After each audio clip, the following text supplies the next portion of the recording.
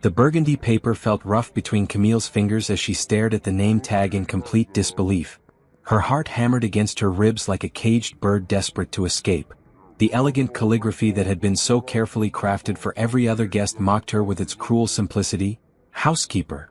Not Camille Johnson, beloved daughter-in-law. Not Camille, sister-in-law of the bride. Just housekeeper.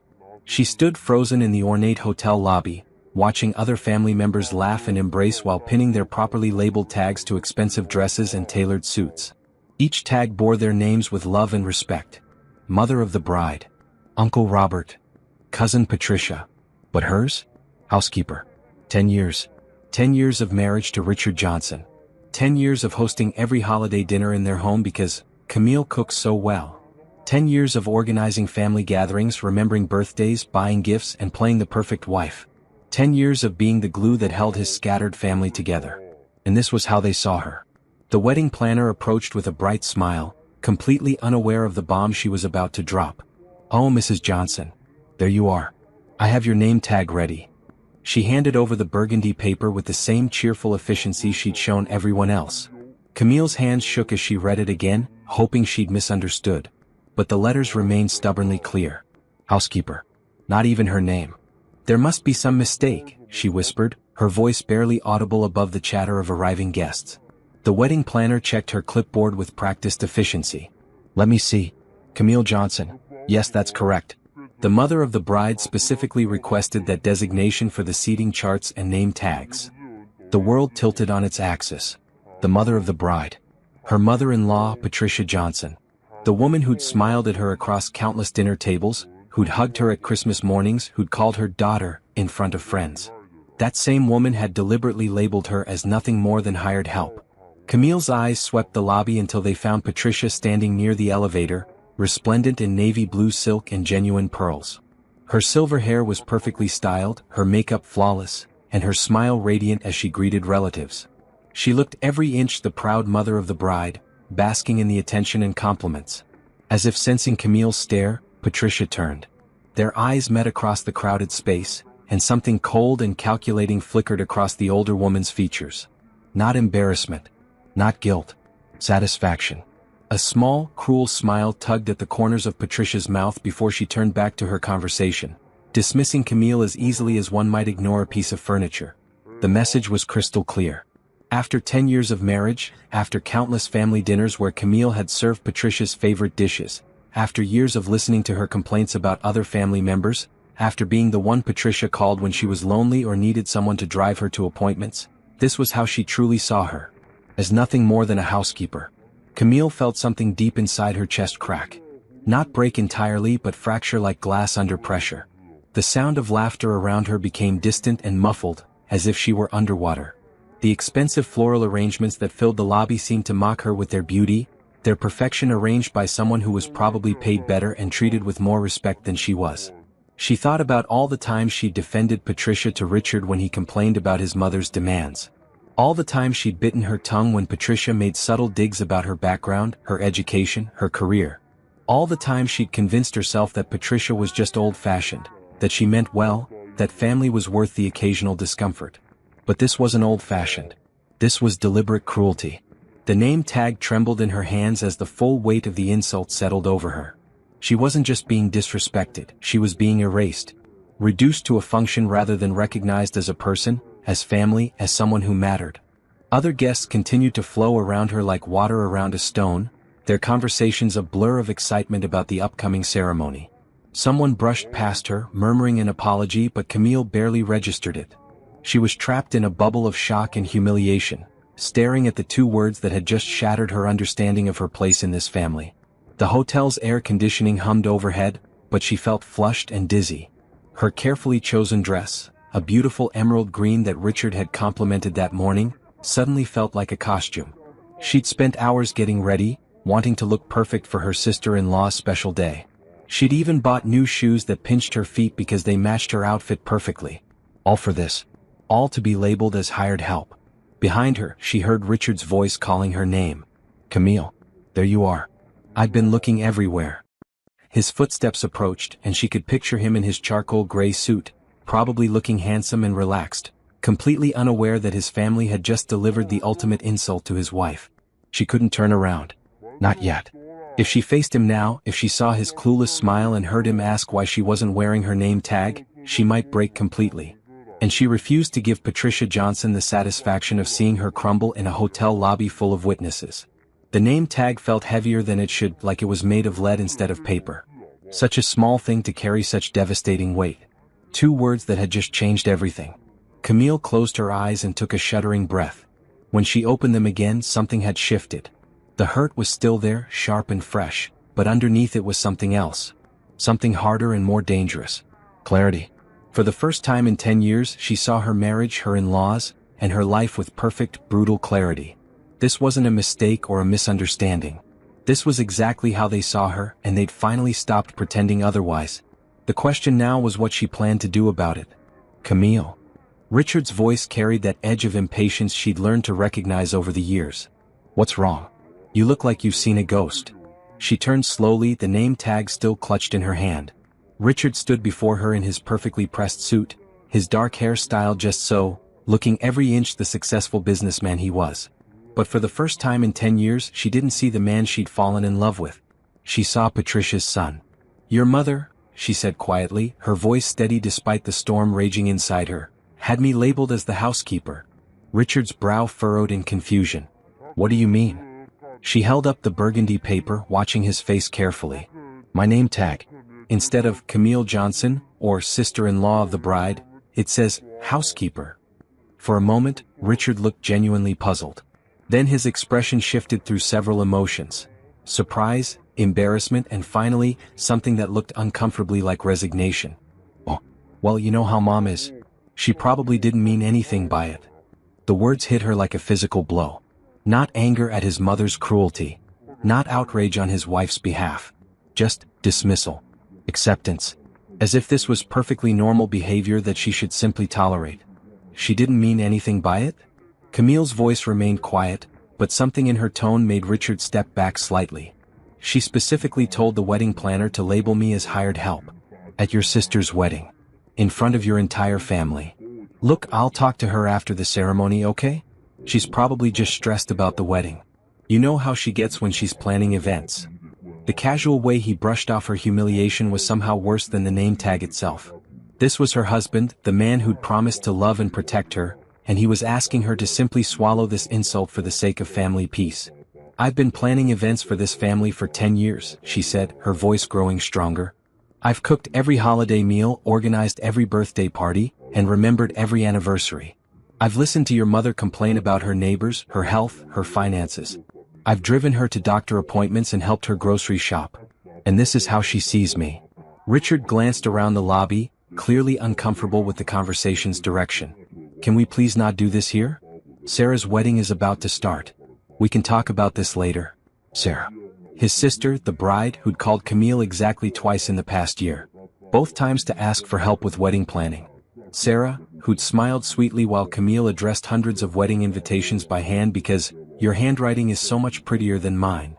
Sarah, who'd undoubtedly known about the name tag situation and said nothing. No, Camille said simply. We can't talk about this later. Something in her tone finally penetrated Richard's distraction. He looked at her more carefully, taking in her rigid posture, the way she held herself like she was preparing for battle. What do you mean? Instead of answering, Camille walked toward the hotel's gift shop, her heels clicking sharply on the marble floor. Richard followed, his confusion evident. She purchased a small pair of scissors from the bored teenager behind the counter, ignoring his questioning stare. Back in the lobby, she sat down in one of the plush chairs and began cutting the name tag into tiny pieces.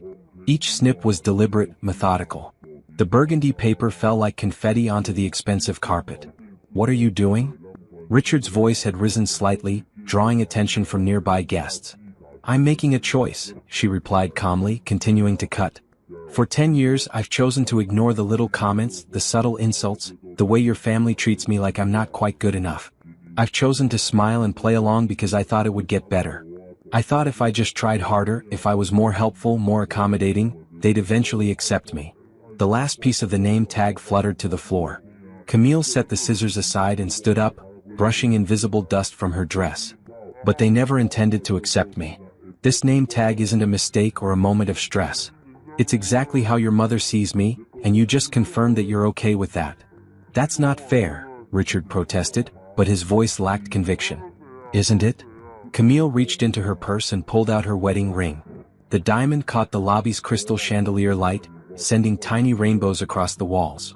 When was the last time you stood up for me? When was the last time you told your mother that her comments about my cooking, my cleaning, my career were inappropriate? When was the last time you made it clear that I'm your wife, not your employee? Richard's face paled. Camille, you're being dramatic. It's just a name tag. You're right. It is just a name tag. She slipped the ring off her finger, the motion smooth and final. But it's also a symbol of 10 years of being taken for granted. 10 years of being treated like hired help while being expected to work for free. The ring felt strangely light in her palm. Such a small thing to represent so much history, so many broken promises.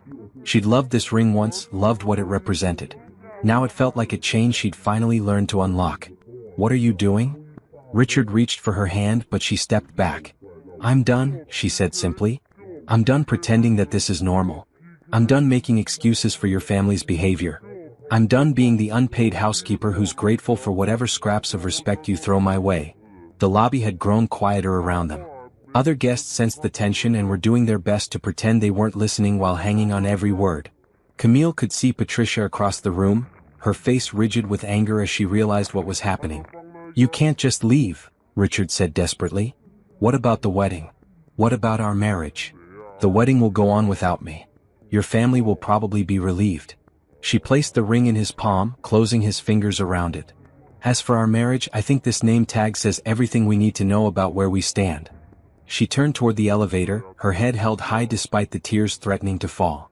Behind her, she heard Richard calling her name, heard the whispered conversation starting among the guests. But she didn't look back.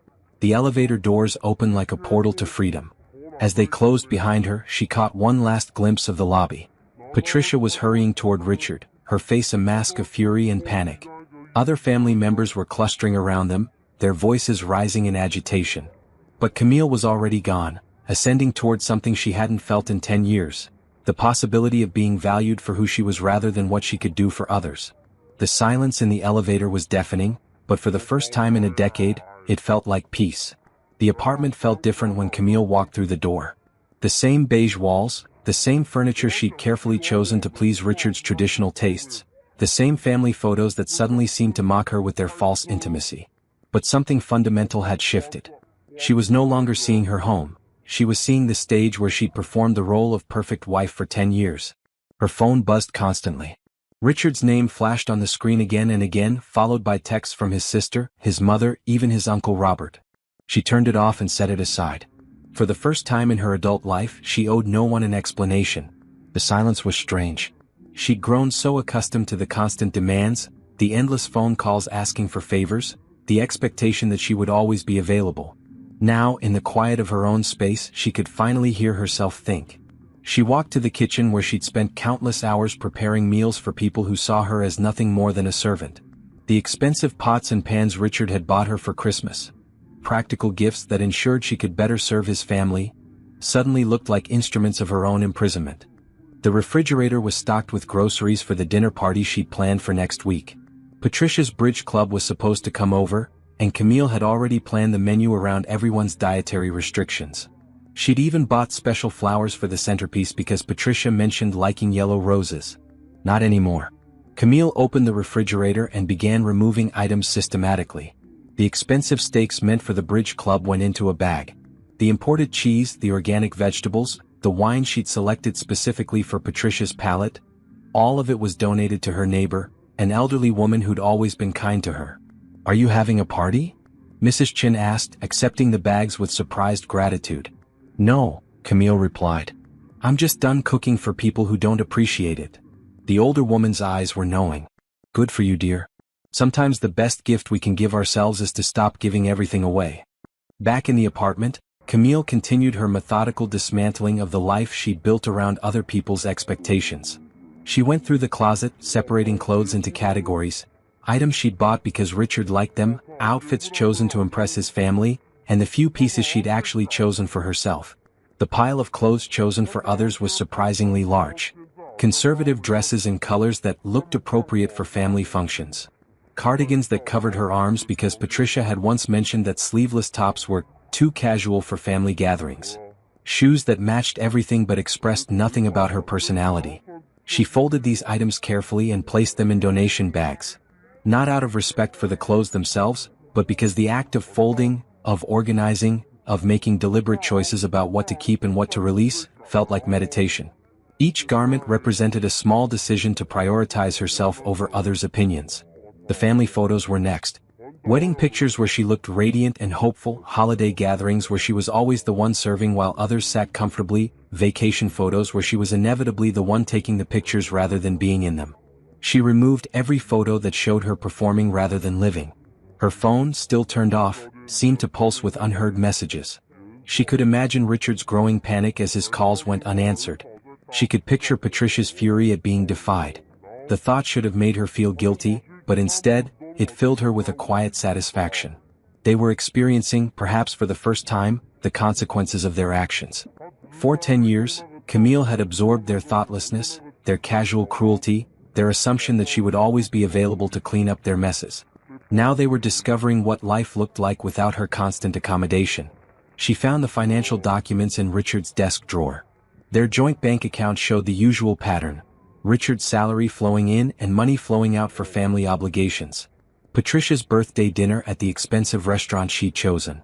Sarah's wedding gift that had cost more than Camille's monthly grocery budget. The emergency loan to Richard's brother that had never been repaid. But there was something else. A pattern she'd never noticed before, or perhaps hadn't wanted to see. Regular transfers to an account she didn't recognize. Substantial amounts, always on the same day of the month. She traced the pattern back 6 months, finding the same transfer again and again. Her fingers trembled as she logged into their online banking and researched the account number. The truth hit her like a physical blow. The transfers were going to an account belonging to Vanessa Torres, a woman who worked in Richard's office. A woman whose name had come up in casual conversation over the past year, always with Richard emphasizing how professional their relationship was. The amounts were significant. Not just lunch money or small gifts, but substantial sums that spoke of an ongoing relationship. An apartment rental payment. Credit card bills. The kinds of expenses that suggested Richard was supporting another woman's lifestyle. Camille sat back in the chair, staring at the computer screen. The name tag at the wedding had been cruel, but this was devastating. Not only had Richard's family reduced her to a servant, but Richard himself had been living a double life, using their joint finances to support another woman while his wife played housekeeper to his family. The betrayal was complete. She wasn't just unappreciated, she was being actively deceived. The money she'd helped earn through her own career, the savings she'd contributed to their joint account, was being used to fund her husband's affair.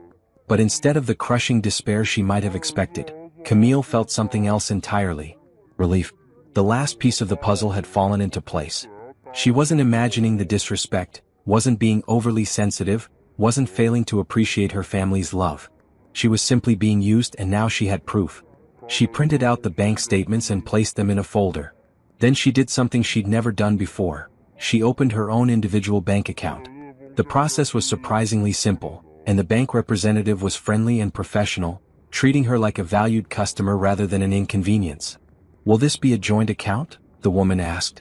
"No," Camille replied firmly. "This is just for me." The words felt revolutionary. Just for me. How long had it been since she'd had anything that was just for her? She transferred half of their joint savings to her new account. It was legally hers, earned through her own work and saved through her own careful budgeting.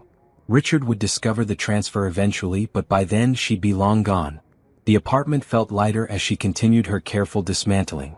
She wasn't running away in panic. She was making deliberate choices about what kind of life she wanted to build. For the first time in 10 years she was putting herself first. The sun was setting by the time she finished. The apartment looked strangely empty, not because she'd taken much, but because she'd removed all traces of the performance she'd been giving. What remained was neutral, clean, and utterly without personality. It looked exactly like what it was. A space where someone had been living a lie. She packed a single suitcase with the clothes she'd chosen for herself, the books Richard had never understood her need to read, and the few personal items that brought her genuine joy. Everything else could stay. She was done carrying other people's expectations. At the door she paused for one last look. 10 years of her life had been spent in this space, trying to become someone else's version of the perfect wife.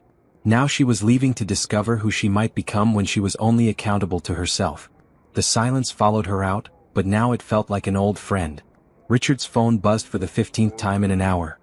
He ignored it, just as he'd been ignoring the growing pile of problems that had appeared since Camille's dramatic exit from the wedding 3 weeks ago. The caller ID showed his mother's name, and he already knew what she wanted.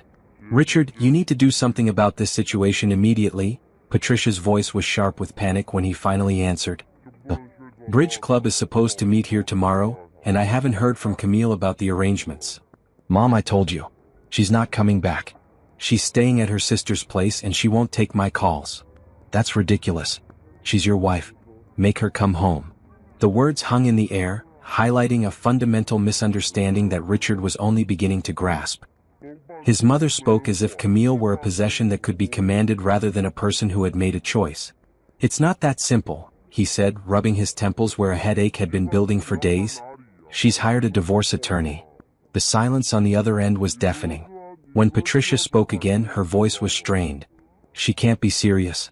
Where would she even get the money for a lawyer?" Richard had been wondering the same thing until he'd checked their joint account that morning. Half their savings were gone, transferred to an account he couldn't access. The discovery had been both shocking and, if he was honest, somewhat impressive. His quiet, accommodating wife had been planning her exit more carefully than he'd realized. "She took half the savings," he admitted. "It's legally hers, so there's nothing I can do about it." "This is insane." Patricia's voice rose to a near shriek. "After everything we've done for her, after how welcome we've made her feel in this family, this is how she repays us?" Richard almost laughed at the bitter irony. "Welcome." The name tag incident had been cruel, but it was only the most recent example of years of subtle dismissal.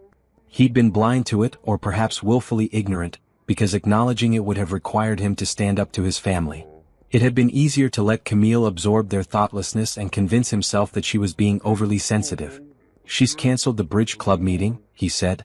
"She called Mrs. Patterson directly to explain that she wouldn't be hosting anymore." "She what?" Patricia's outrage was palpable. "She can't just cancel my bridge club. We've been meeting at your house for 3 years. It's not her responsibility anymore, Mom. She doesn't live here." The apartment felt different without Camille's presence. Not just empty but somehow wrong. The silence was oppressive rather than peaceful. He'd grown accustomed to the sounds of her moving through the space, the gentle hum of her presence that had made the place feel like a home rather than just a space. Now he was discovering how much invisible work she'd been doing. The refrigerator was nearly empty because she'd always been the one to grocery shop. The laundry was piling up because she'd handled that too. The bills were in chaos because she'd been the one to organize and pay them.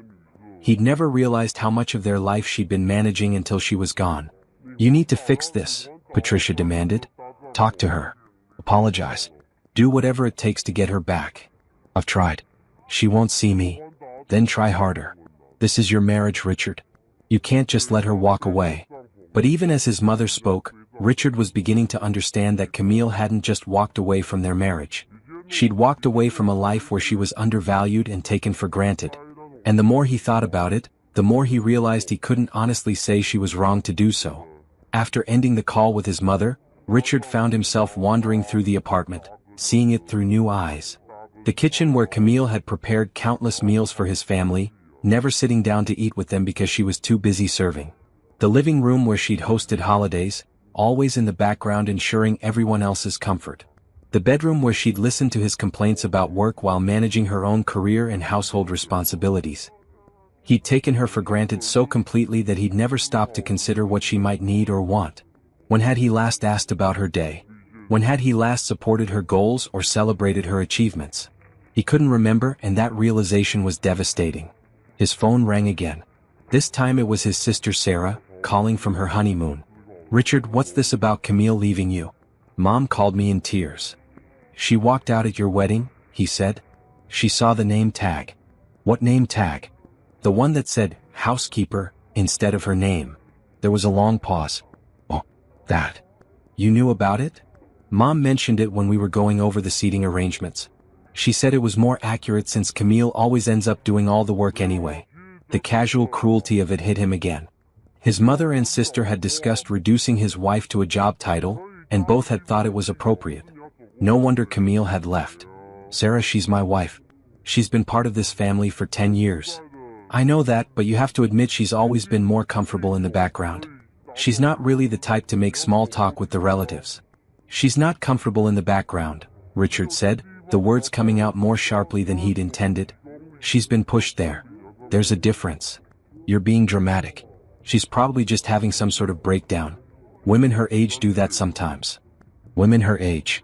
As if Camille were some generic middle-aged woman rather than a specific person with feelings and experiences. As if her departure were a symptom of hormones rather than a rational response to years of disrespect. She's 34, Sarah. And she's not having a breakdown. She's making a choice. Whatever. She'll come back. She always does. But Richard was beginning to understand that this time was different. Camille had been absorbing their family's thoughtlessness for years, making excuses for their behavior, convincing herself that love meant accepting whatever scraps of respect they offered. The name tag had been the final straw, but it wasn't the real problem. The real problem was that she'd spent 10 years being treated like hired help, and he'd let it happen. Over the next few days, the full scope of Camille's departure became clear. She'd systematically removed herself from every obligation she'd taken on for his family. Patricia's bridge club was cancelled indefinitely. The monthly family dinners were no longer happening. The birthday parties, holiday celebrations, and social gatherings that had been effortlessly organized for years were suddenly no one's responsibility. His family's reactions ranged from confusion to anger to panic. They'd grown so accustomed to Camille's invisible labor that they'd forgotten it was labor at all. Now they were discovering what it felt like to manage their own social calendars, cook their own meals, and handle their own problems. She's being vindictive, Patricia complained during one of her increasingly frequent phone calls. She's punishing all of us because of a silly misunderstanding. It wasn't a misunderstanding, Richard said. It was exactly what you intended. I don't know what's gotten into you, his mother snapped. You're talking about me as if I'm some sort of monster. I'm talking about you as if you deliberately humiliated my wife at your daughter's wedding, which is exactly what you did. The conversation ended with Patricia hanging up on him, but Richard felt lighter than he had in weeks.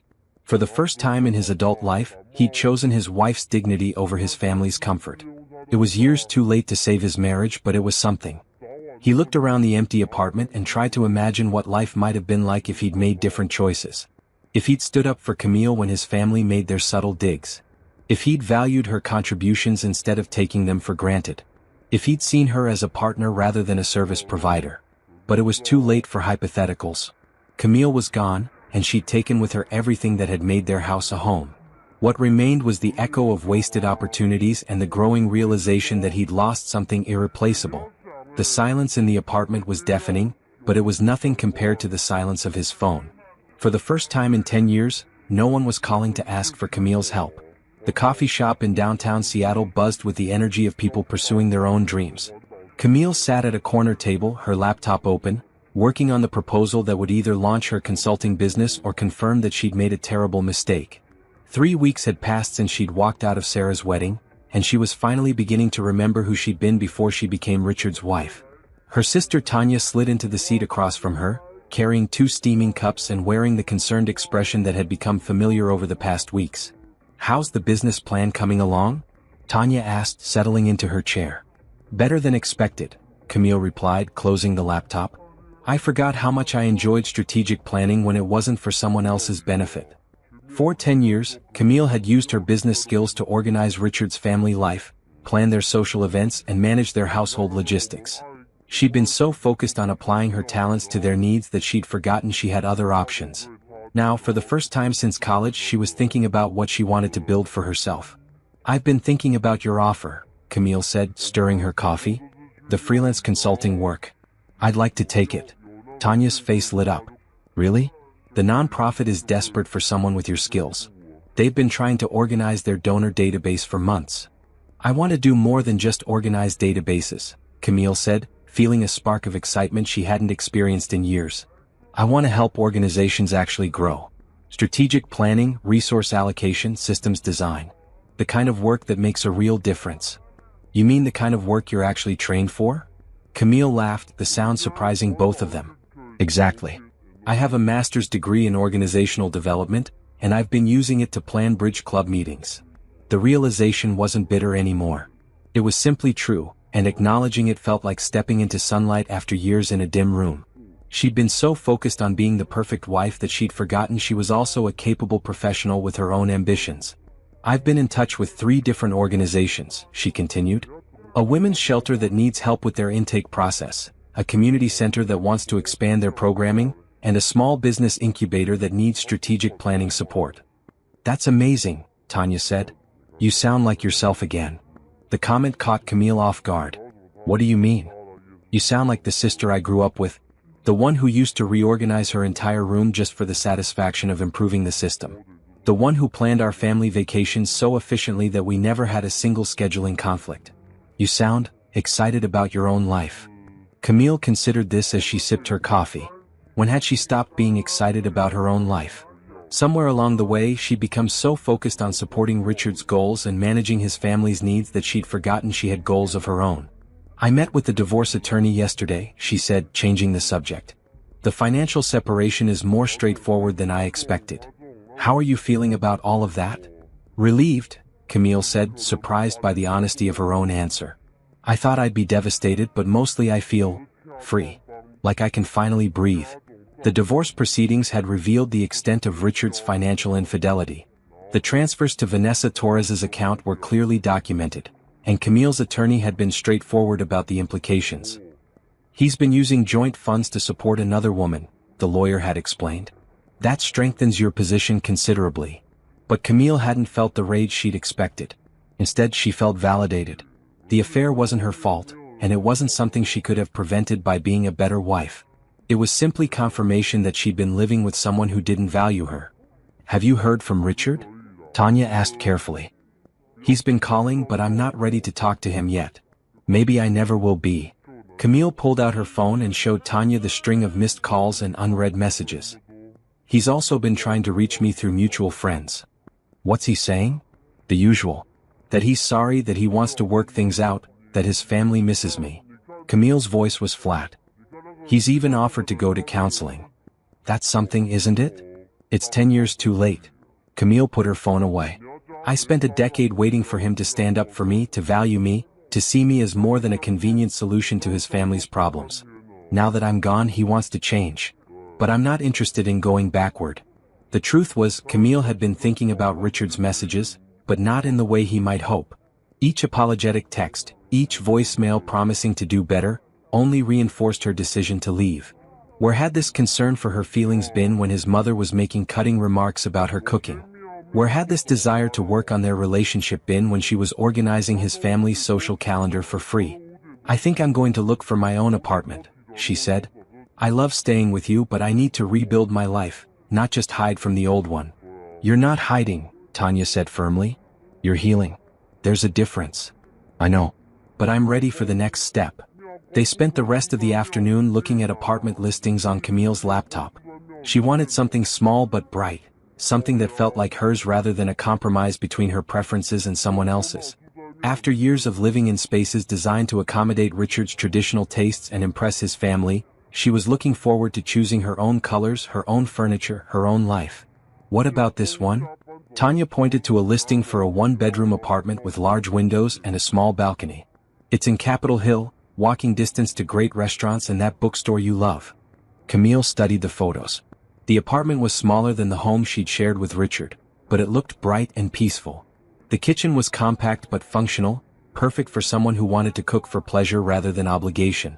The living room had built-in bookshelves that made her heart skip with excitement. I love it, she said. I want to see it tomorrow. Really? Just like that? Just like that. Camille closed the laptop with a decisive snap. I'm done overthinking every decision. I'm done seeking approval for my choices. If I like it, that's reason enough. The apartment viewing the next day confirmed her instincts. The space was everything she'd hoped for, bright, quiet, and completely her own. The landlord was a middle-aged woman who seemed more interested in finding a responsible tenant than in Camille's personal drama. I'll take it, Camille said before they'd even finished the tour. Don't you want to think about it? Discuss it with your husband? I'm getting divorced, Camille said simply. And I don't need to think about it. This is exactly what I want. The woman smiled. Good for you. When can you move in? Next week. Walking back to her car, Camille felt a lightness she hadn't experienced in years. She was making decisions based on what she wanted rather than what would please others.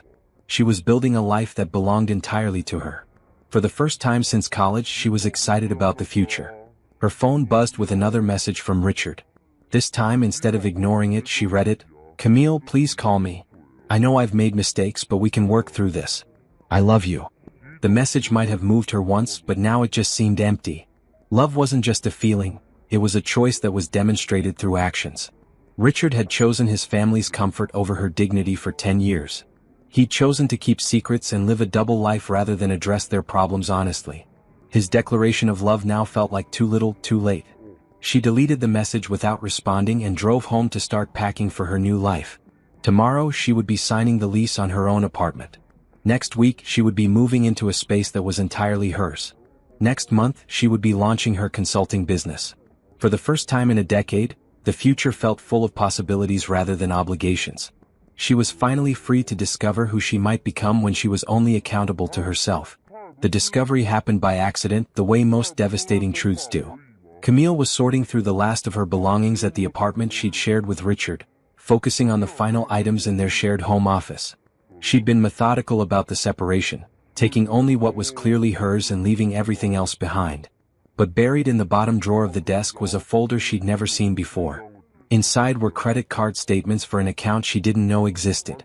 The charges painted a clear picture of Richard's double life. Expensive dinners at romantic restaurants she'd never been to, hotel rooms during times when he'd claimed to be working late, jewelry purchases that had never made their way to her. But it was the recurring monthly charges that made her stomach drop. Rent payments for an apartment across town. Utilities. A storage unit. The infrastructure of a second life, carefully hidden and systematically maintained.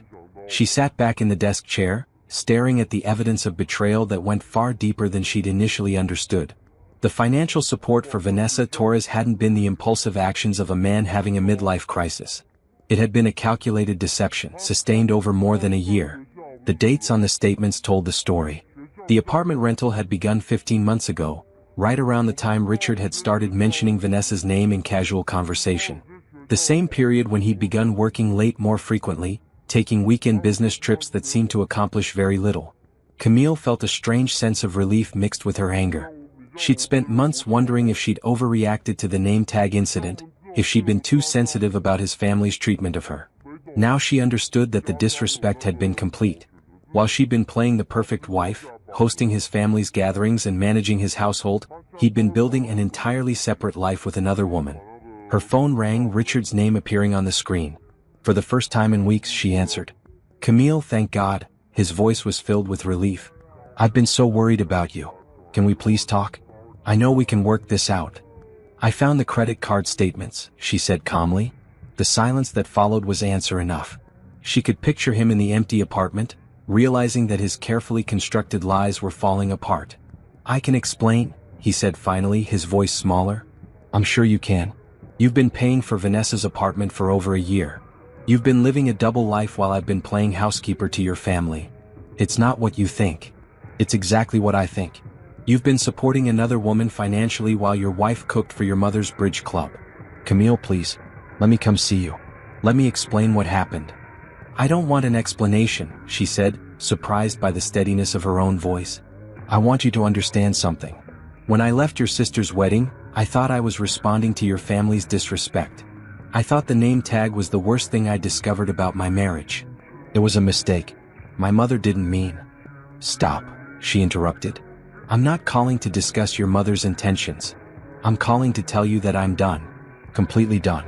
The divorce papers will be served next week." "You can't mean that." "I absolutely mean it. I've spent 10 years making excuses for your family's behavior and your inability to stand up for me. I've spent 10 years being grateful for whatever scraps of respect you threw my way. But I won't spend another day pretending that any of this is normal or acceptable." She could hear him crying, and for a moment she felt a flicker of the old compassion that had kept her trapped for so long. But then she looked at the credit card statements again, at the systematic deception they represented, and her resolve strengthened. "I'm not angry anymore," she said, and realized it was true. "I'm just done. Done with being taken for granted, done with being disrespected, done with being lied to. I'm going to build a life where I'm valued for who I am, not what I can do for others. I love you, Richard said desperately. I know I've made mistakes, but I love you. If this is how you love someone, then I don't want your love. She hung up and turned off the phone. The conversation had been necessary, but it had also been final. There was no going back from this, no possibility of reconciliation. Richard had made his choices and now she was making hers. The apartment felt different as she finished packing. Not like a home she was leaving, but like a costume she was finally taking off. She played a role here for 10 years, and now she was free to discover who she might be when she wasn't performing for an audience that didn't value her. She drove to her new apartment as the sun was setting, her car packed with the few possessions she'd chosen to keep. The space was empty but full of possibility. She walked through the rooms, imagining how she would arrange them, what colors she would choose, what kind of life she would build. For the first time in a decade, she was starting fresh. No expectations to meet, no family dynamics to navigate, no lies to pretend she didn't see. Just clean, bright spaces waiting to be filled with her own choices. She poured herself a glass of wine and sat on the floor in her empty living room, looking out at the city lights. Tomorrow she would buy furniture chosen for her own comfort rather than to impress others. Next week she would start her consulting business. Next month she would have built a life that belonged entirely to her. The silence in the apartment was profound, but it didn't feel empty. It felt like peace. 3 months after the wedding, the Johnson family was discovering what life looked like without Camille's invisible labor. Patricia stood in her kitchen, staring at the chaos of her failed attempt to host the bridge club meeting she'd finally rescheduled. The roast was overcooked, the vegetables were mushy, and her guests had already started making polite excuses to leave early. I don't understand how she made it look so easy, Patricia muttered to her daughter Sarah, who was helping with the dishes. I've been cooking for 40 years. Maybe because she actually planned the meals instead of just throwing something together an hour before people arrived, Sarah replied, scrubbing a burnt pan with more force than necessary. The comment stung because it was true. Patricia had never appreciated the hours of preparation that went into Camille's seemingly effortless entertaining. The menu planning, the grocery shopping, the timing of courses, the attention to guests' dietary restrictions, all of it had been invisible to her until she tried to recreate it. She's being vindictive, Patricia said, not for the first time. She's punishing all of us because of one silly misunderstanding. Mom, stop calling it a misunderstanding. You deliberately labeled her as the housekeeper. We all saw it. I didn't mean anything by it. Yes, you did. You meant to put her in her place and it backfired spectacularly. Patricia's face flushed with anger and embarrassment. She'd spent months trying to convince herself that Camille's departure was an overreaction, that given time, her daughter-in-law would come to her senses and return to the family. But as the weeks passed and the practical consequences of Camille's absence became impossible to ignore, Patricia was being forced to confront the reality of what she'd lost. The family reunion is next month, Sarah said, drying her hands on a dish towel. Who's going to organize it? I thought you could handle it. I have a new baby and a full-time job. Camille spent months planning those reunions. She handled the venue, the catering, the accommodations for out-of-town relatives. I wouldn't even know where to start. The reunion had been an annual tradition for 15 years, always hosted by Richard and Camille because they had the largest house and because Camille had the organizational skills to coordinate 50 family members from across the country. Now, with Camille gone, the entire event was in jeopardy. What about Richard? Patricia asked. He could organize it. Sarah laughed bitterly. Richard can barely manage his own laundry now that Camille isn't there to do it for him. He's been living on takeout and wearing wrinkled shirts to work. Indeed, Richard's life had fallen apart without Camille's support. His apartment was a disaster, his bills were in chaos, and his work performance was suffering. He'd always relied on Camille to manage the domestic aspects of their life, never realizing how much mental and emotional labor she'd been carrying. Maybe we should just cancel the reunion, Patricia said reluctantly. We can't cancel it. Uncle Robert is flying in from Florida, and Cousin Margaret is driving up from California. The whole family is expecting it. Then what do you suggest? Sarah set down the dish towel and looked at her mother directly. I suggest you call Camille and apologize. Really apologize. Not the half-hearted excuse you've been giving everyone else, but an actual acknowledgement of what you did wrong. I'm not going to grovel to someone who walked out on this family. She didn't walk out on the family. She walked out on being treated like hired help by the family. The distinction was important, though Patricia was reluctant to acknowledge it. Camille hadn't rejected them as people. She'd rejected the role they'd forced her into. She'd refused to continue being the unpaid coordinator of their social lives while being treated as less than a full family member. "Fine," Patricia said finally. "I'll call her." But when she tried, the number went straight to voicemail. Camille had changed her phone number, effectively cutting off all contact with the Johnson family. The realization that she couldn't even reach her former daughter-in-law was somehow more devastating than Patricia had expected.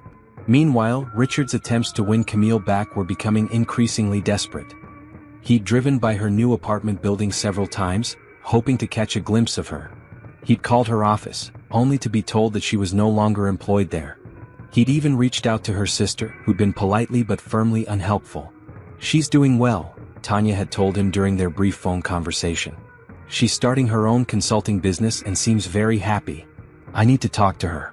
I need to explain what happened. Richard, she doesn't want to talk to you. She's moved on." She can't have moved on that quickly. We were married for 10 years. 10 years of her giving everything and getting very little in return. She's not mourning the end of that arrangement. The conversation had ended with Tanya hanging up on him, leaving Richard to face the growing realization that his marriage was truly over. Camille wasn't having a temporary breakdown or making a dramatic gesture. She was building a new life that didn't include him. The divorce papers arrived on a Tuesday, served by a professional process server who was courteous but firm. Richard stared at the documents, seeing his marriage reduced to legal language and financial calculations. The terms were fair but final, a clean break with no possibility of reconciliation. "She's really doing this," he said to his empty apartment, the words echoing in the silence that had become his constant companion. His family's reaction to the divorce papers was a mixture of shock and denial. They'd convinced themselves that Camille would eventually come to her senses and return to her role as the family's organizational backbone. The legal documentation of her permanent departure forced them to confront the reality they'd been avoiding. "Maybe it's for the best," his uncle Robert said during one of their increasingly strained family dinners. "If she's going to be this difficult, maybe Richard is better off without her." "Difficult?" Sarah snapped. "She organized our family events for 10 years without complaint. She cooked for us, cleaned for us, and put up with our thoughtless comments. The one time she stood up for herself, we call her difficult." "She abandoned her family," Patricia said stubbornly. "No, she freed herself from people who took her for granted." The family was fracturing along lines that had been hidden for years. Some members supported Patricia's version of events, viewing Camille's departure as a betrayal of family loyalty. Others were beginning to understand that they'd been complicit in a system that had used and undervalued someone who'd given them nothing but kindness and service. "I miss her," Richard's youngest cousin admitted during one particularly tense gathering. "She was the only one who remembered my birthday every year. She used to send me care packages when I was in college." "She sent everyone care packages," another cousin added. "She was the one who kept us all connected." The comments highlighted what they'd all lost. Camille hadn't just been Richard's wife. She'd been the emotional center of their extended family. She'd remembered birthdays, organized celebrations, and maintained the connections that had made them feel like a unified group.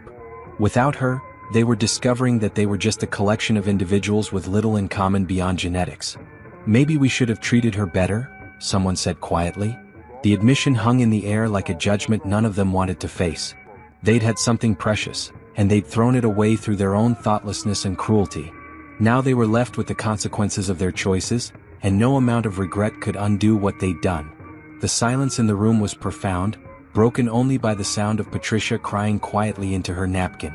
For the first time in months, she was beginning to understand exactly what she'd lost when she'd ordered that name tag. 6 months after leaving Richard's family behind, Camille was discovering what it felt like to be valued for her actual contributions rather than her willingness to serve. She sat in the conference room of the women's shelter, presenting her recommendations for streamlining their intake process to a group of directors who hung on her every word. "The current system requires women to repeat their stories multiple times to different staff members," she explained, gesturing to the flowchart on the whiteboard. "This re-traumatizes them and creates inefficiencies.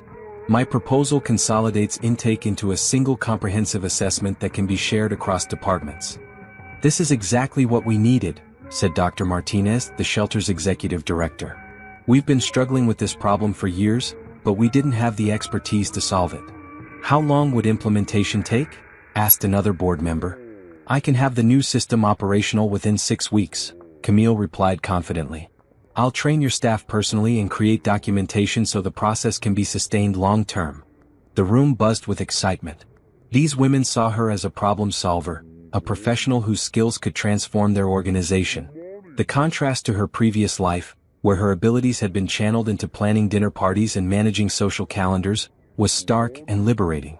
We'd like to offer you a longer-term contract, Dr. Martinez said after the formal presentation ended. We have several other operational challenges that could benefit from your expertise.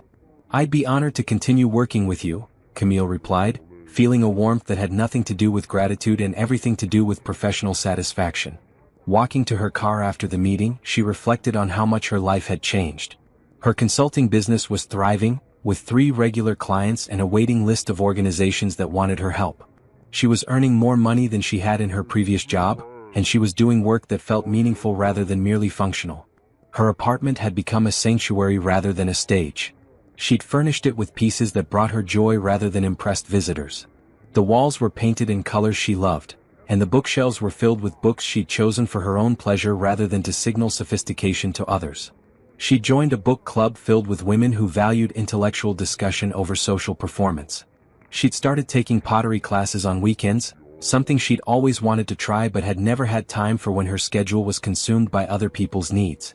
She'd even begun dating again, though she was taking it slowly, determined to never again lose herself in someone else's expectations. Her phone rang as she reached her car.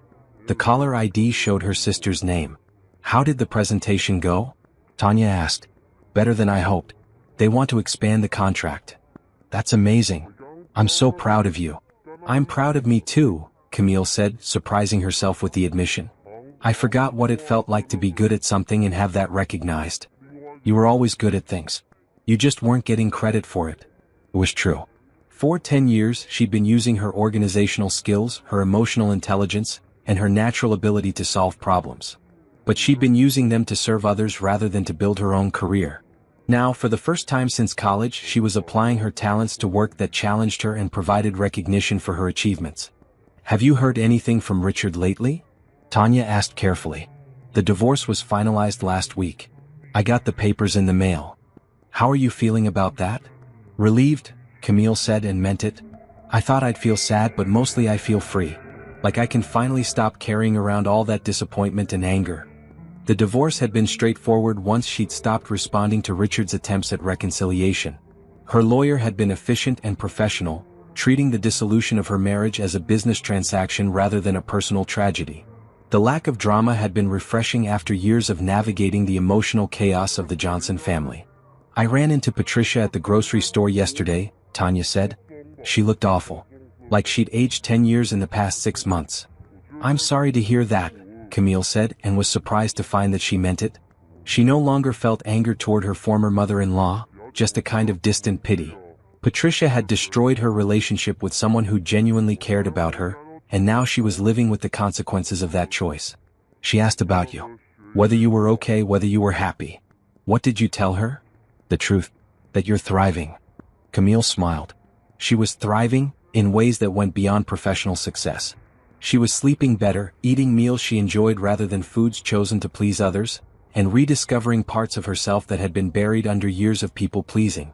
"I'm thinking about traveling," she said. "Remember that trip to Italy we used to talk about when we were kids? You're really going to do it?" "Why not? I have the money, the time, and no one to ask permission from." The freedom was intoxicating. For the first time in her adult life, she could make decisions based purely on what would bring her joy rather than what would please others.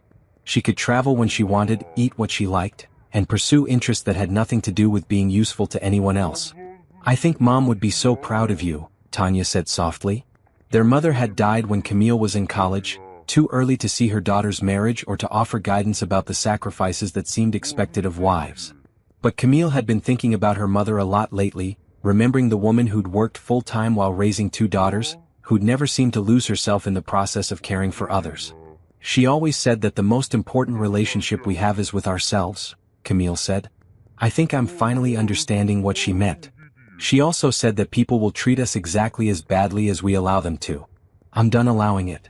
They talked for a few more minutes before hanging up, but the conversation stayed with Camille as she drove home. She'd spent 10 years allowing people to treat her as less than she was worth, convincing herself that love meant accepting whatever they offered. Now she was learning to value herself enough to demand better. Her apartment was quiet when she arrived, but it was the peaceful quiet of a space that belonged entirely to her. She poured herself a glass of wine and sat on her balcony, looking out at the city lights. Tomorrow she would start planning her trip to Italy. Next week, she would begin working with a new client who needed help reorganizing their volunteer program.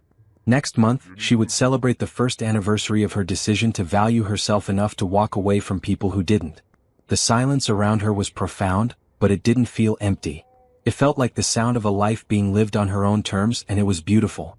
The knock on her door came on a rainy Thursday evening, just as Camille was settling in with a book and a cup of tea.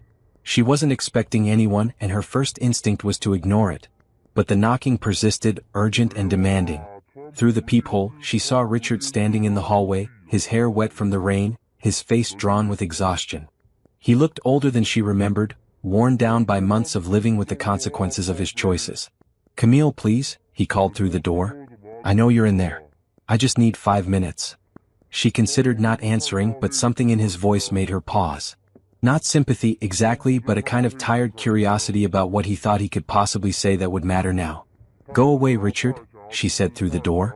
"We have nothing to discuss. Please. Just 5 minutes. I need to tell you something important." Against her better judgment, she opened the door but left the chain lock engaged. Through the narrow gap, she could see him more clearly.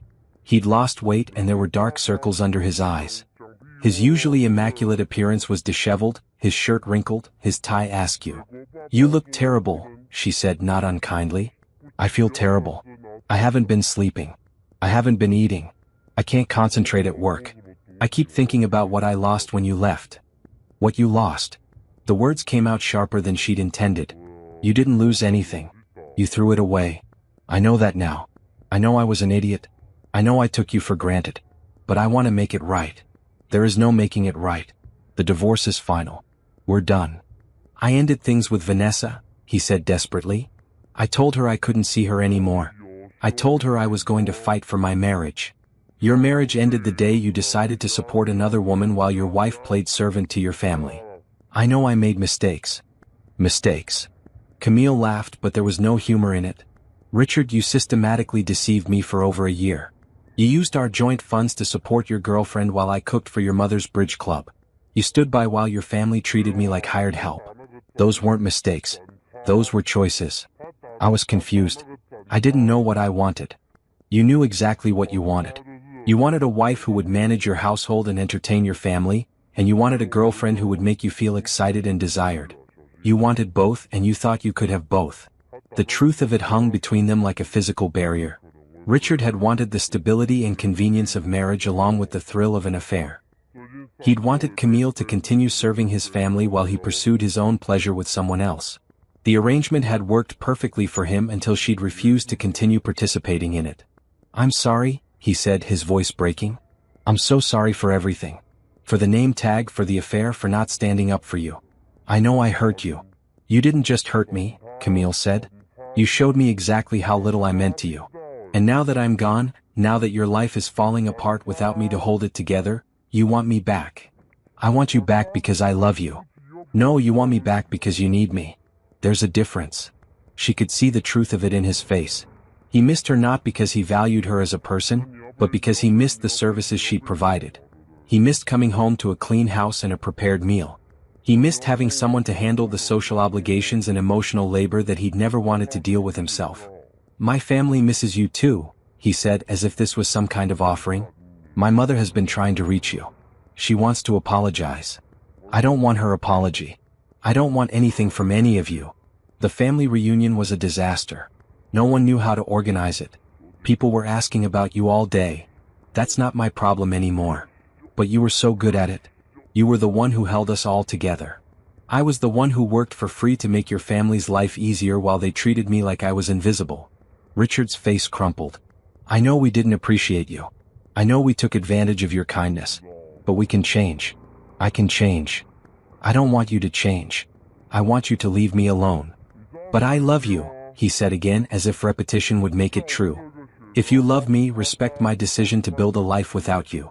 She started to close the door, but he pressed his hand against it. "Camille, please. I'll do anything. I'll go to therapy. I'll cut contact with my family if that's what you want. I'll do whatever it takes. I don't want you to do anything. I want you to accept that we're over and move on with your life. I can't move on. I can't imagine my life without you. Then I feel sorry for you, she said and meant it, because I can imagine my life without you just fine. In fact, I'm living it and it's wonderful. The words hit him like a physical blow. She could see the realization dawning in his eyes that she wasn't just angry or hurt. She was done. Completely, irrevocably done. You're really not coming back, he said, his voice barely above a whisper. I'm really not coming back. What am I supposed to do without you? Learn to live with the consequences of your choices. Learn to value the people in your life before you lose them. Learn to be a better person for the next woman who's unlucky enough to trust you. There won't be a next woman. I only want you. That's not my problem anymore. She closed the door firmly and turned the deadbolt. Through the wood, she could hear him standing there for several minutes, perhaps hoping she would change her mind. But eventually, his footsteps retreated down the hallway. Camille leaned against the door, her heart pounding. The confrontation had been difficult, but also liberating. She'd said everything she needed to say, and she'd done it without anger or cruelty. She'd simply told him the truth about what he'd done and what he'd lost. Her phone rang almost immediately. Richard's name appeared on the screen, but she declined the call. Then it rang again. And again. She turned it off and set it aside. She didn't owe him any more explanations or opportunities to plead his case. She'd given him 10 years of her life and he'd wasted them. Now she was focused on the future she was building for herself. She returned to her book and her tea, but found herself thinking about the conversation. Not with regret or second thoughts, but with a kind of amazement at how far she'd come. 6 months ago, she might have been tempted by his apologies and promises. She might have convinced herself that love meant giving people endless chances to hurt her. Now she understood that love meant valuing herself enough to walk away from people who didn't value her. It meant choosing peace over drama, growth over stagnation, and self-respect over the false comfort of familiar dysfunction. The rain continued to fall outside her window, but inside her apartment, everything was warm and quiet and hers. She was exactly where she belonged, and no amount of pleading or promises could convince her to go back to being someone else's unpaid servant. The silence was beautiful and it was hers. 1 year after the wedding that changed everything, Camille stood in the Rome airport, her passport in hand and her heart full of excitement. The trip to Italy she'd planned as a symbol of her newfound freedom had become something even more meaningful, a celebration of the life she'd built entirely on her own terms. The past year had been a journey of discovery. Her consulting business had grown beyond her wildest expectations, with clients specifically seeking her out because of her reputation for transforming organizational cultures. She'd been featured in a business magazine as one of the city's most innovative consultants, and she'd been invited to speak at conferences about sustainable change management. But the professional success, satisfying as it was, wasn't the most important thing she'd gained.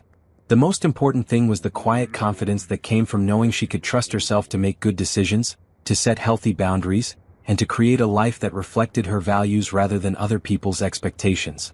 She'd heard through mutual friends that Richard had eventually started dating again, though apparently he'd had difficulty finding someone willing to put up with his family's demands. Patricia had tried to maintain the family traditions without Camille's organizational skills, but most of the extended family had stopped attending gatherings that were poorly planned and stressful to attend. The news didn't bring her satisfaction or vindication. It simply confirmed what she'd always known, that she'd been providing valuable services that were taken for granted until they were gone. The Johnson family's struggles weren't her problem anymore, and she felt no obligation to feel guilty about their inability to adapt to her absence. Her phone buzzed with a text from Tanya. "Have an amazing trip. Send pictures of everything." Camille smiled and typed back, "I will. Taking off in an hour. Love you." The flight to Rome was smooth and peaceful. She had a window seat and no one to consider but herself. She read a book she'd been wanting to finish, ordered wine with dinner because she felt like it, and watched the clouds pass by below with a sense of wonder she hadn't felt in years. Italy was everything she'd dreamed it would be. She wandered through ancient streets, ate gelato for breakfast, and spent hours in museums admiring art that spoke to her soul. She struck up conversations with fellow travelers, met a charming Italian woman who invited her to a local festival, and discovered that she was perfectly capable of navigating a foreign country on her own. On her third day in Rome, she was sitting at a cafe near the Pantheon when her phone rang. The caller ID showed a number she didn't recognize, but the area code was familiar. Against her better judgment, she answered. Camille?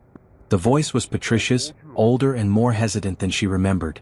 I hope it's okay that I'm calling. I got your number from, well, it doesn't matter how I got it.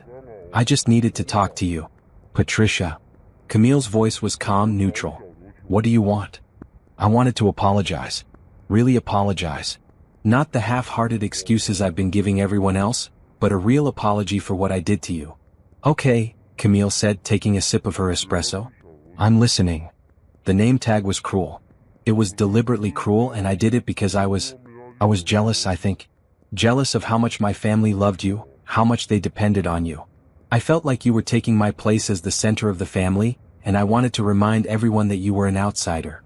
The admission was more honest than Camille had expected. She watched people walking past the cafe, living their lives, pursuing their own happiness, and felt a strange sense of detachment from the conversation. I was never trying to take your place, Camille said. I was trying to be helpful. I was trying to be a good daughter-in-law. I know that now. I know you were just being kind, and I repaid your kindness with cruelty. I'm sorry. Thank you for saying that. Are you ever coming back? To the family, I mean. Camille laughed, but not unkindly. No, Patricia.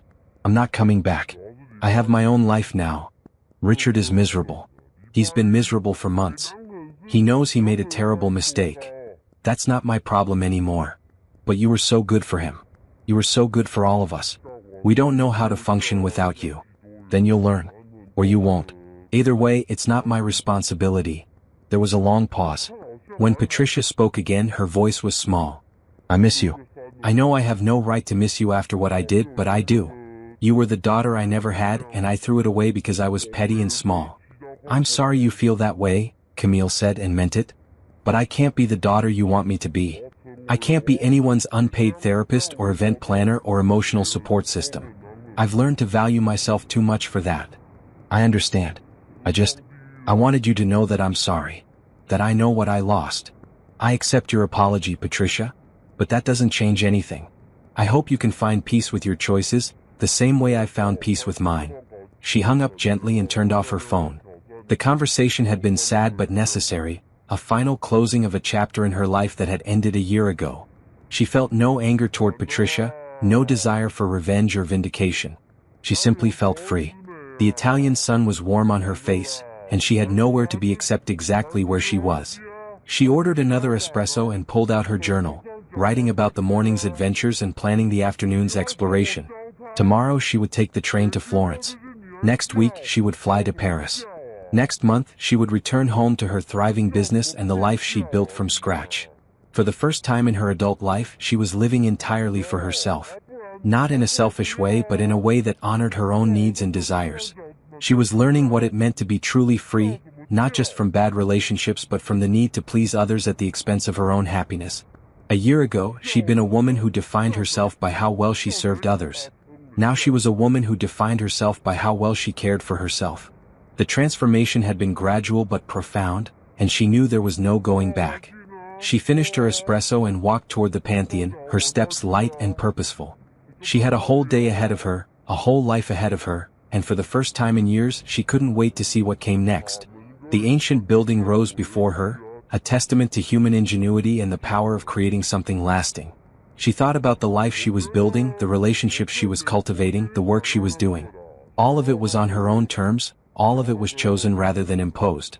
She entered the Pantheon and looked up at the oculus, the opening in the dome that let in the light. The symbolism wasn't lost on her. She had found her own opening, her own way to let the light in, and she was never going back to the darkness. The silence in the ancient space was profound, but it didn't feel empty. It felt like the sound of a life being lived authentically, and it was the most beautiful thing she'd ever heard. Standing there in Rome, surrounded by centuries of history and possibility, Camille smiled. She was exactly where she belonged, and no one could ever take that away from her again.